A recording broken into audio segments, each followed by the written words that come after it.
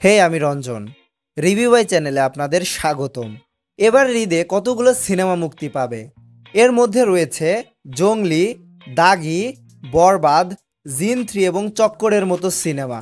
চক্কর সিনেমায় আমরা থ্রিলার টাইপ গল্প দেখতে যাচ্ছি এবং জংলি, দাগি এবং বরবাদে আমরা মাসি অ্যাকশন টাইপ সিনেমা দেখতে যাচ্ছি।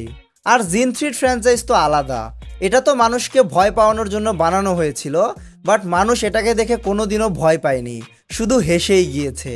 এবার বলা যাক এবারের ঈদে মুক্তিপ্রাপ্ত কোন সিনেমার বাজেট কত।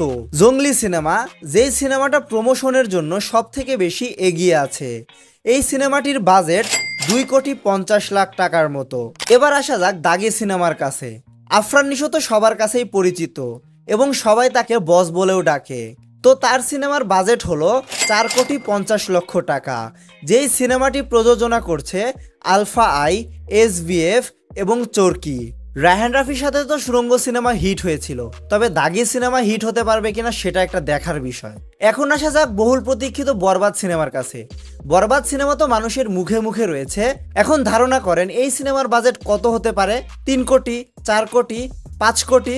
না, এই সিনেমার বাজেট 15 কোটি টাকা। এরপর শারাফ আহমেদ জীবন এবং মোশাররফ করিমের একটা সিনেমাও তো এবারে ঈদে মুক্তি পেতে যাচ্ছে।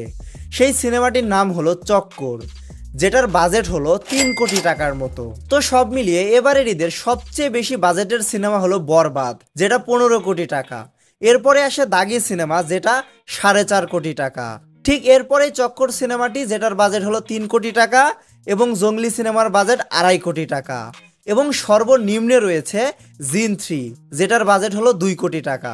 তো এবারের ঈদে এইসব সিনেমা বাদেও ওটিটিতে অনেক ভালো ভালো জিনিস আসতে যাচ্ছে। এর ভিতরে প্রথমেই হলো হাউসউইট, যেটা কাজল আরিফিন অমি বানিয়েছে এবং এখানে অভিনয় করছে অপূর্ব এবং তাসনিয়া ফারিন। তাছাড়া চরকিতে আরও একটি কন্টেন্ট মুক্তি পাবে, তার নাম হলো মাইসেলফ অ্যালেন স্বপন সিজন 2।